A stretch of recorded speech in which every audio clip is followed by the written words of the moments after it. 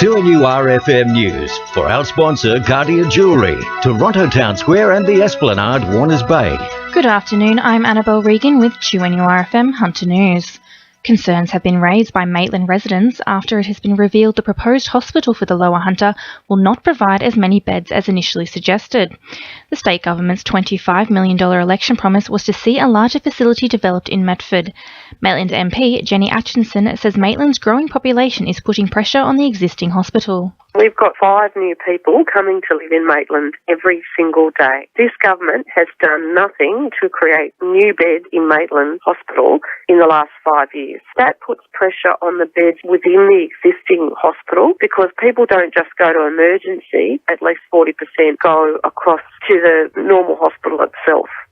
Meanwhile, Parliamentary Secretary for the Hunter, Scott McDonald, says the population growth of the Lower Hunter is a major consideration in planning. The Lower Hunter region has had and is continuing to be forecast to have one of the fastest growing populations. So I can give people the assurance that that is front and centre of the plan. It is not like building a hospital in the middle of Sydney on an old site or something like that, or refurbishing a site. This is about building a hospital that will be fit for the future for decades. A forced merger between Lake Macquarie and Newcastle City Council was said to be put on the table last night by the state government.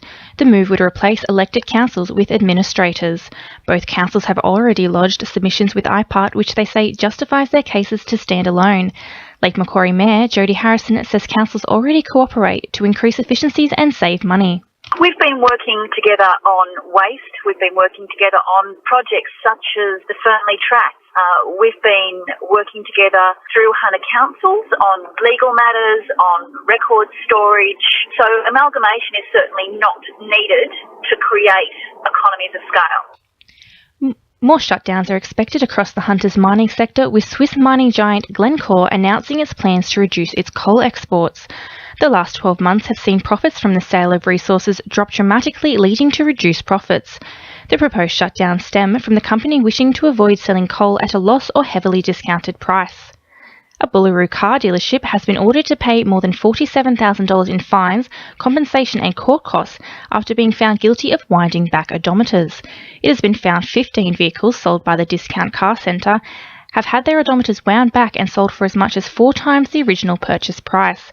Commissioner for Fair Trading, Rob Stowe, says despite better technology in newer cars, odometers can still be wound back. Unfortunately, like a lot of technology, there are unscrupulous people who seem to find their way around it. So we do see odometer windbacks occurring in the marketplace. It's not that prevalent in licensed dealers. However, we also see it in relation to private sales, whether it's online or through classified advertisements. People also need to be aware of that context.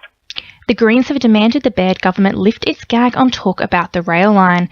The party says the New South Wales government is excluding discussion of revitalisation options in its current community engagement process.